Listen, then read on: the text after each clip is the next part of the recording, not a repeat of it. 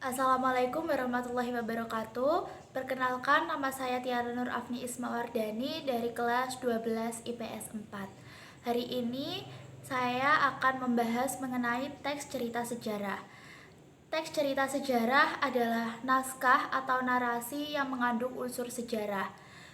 Teks cerita sejarah juga memiliki ciri-ciri, diantaranya adalah menampilkan latar masa lalu, disajikan secara kronologis, berbentuk teks cerita ulang, sering menggunakan konjungsi temporal, dan juga isinya dapat berupa fakta ataupun fiksi. Selanjutnya adalah jenis-jenis teks cerita sejarah. Jenis-jenis teks cerita sejarah dibedakan menjadi dua. Yang pertama yaitu berdasarkan fakta sejarah, dan yang selanjutnya adalah teks cerita sejarah fiksi. Yang pertama adalah berdasarkan fakta sejarah, berarti teks ini disusun berdasarkan fakta sejarah. Tokoh yang ada di dalam teks juga benar-benar ada. Contohnya adalah buku Hatta, Aku Datang Karena Sejarah, karya Sergius Sutanto. Sedangkan untuk teks cerita sejarah fiksi merupakan cerita fiksi akan tetapi mengambil latar peristiwa masa lalu.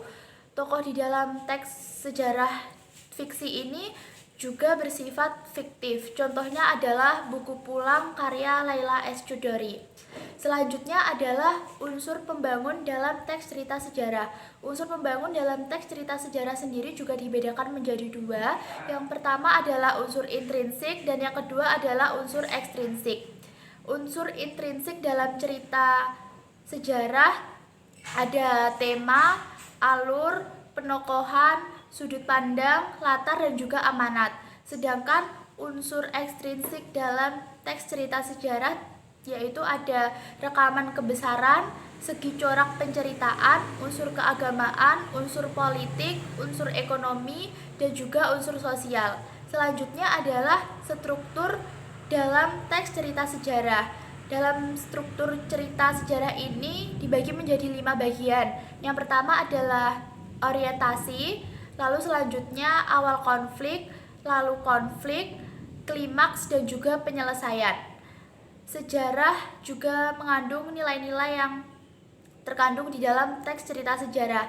Antara lain ada nilai moral, nilai religius, nilai budaya, dan juga nilai sosial. Selanjutnya adalah kebahasaan ketika kita menulis teks cerita sejarah. Yang pertama ada keterangan. Keterangan ini berfungsi memberikan informasi tambahan dalam suatu kalimat. Lalu selanjutnya ada kata sifat. Kata sifat adalah kata yang menerangkan nomina atau kata benda. Selanjutnya adalah bahasa kias. Bahasa kias merupakan bentuk penggunaan bahasa dalam perbandingan ataupun perumpamaan. Makna kias biasanya terdapat dalam makna simbolik dan juga ungkapan. Lalu selanjutnya adalah ungkapan. Sekian, terima kasih. Wassalamualaikum warahmatullahi wabarakatuh.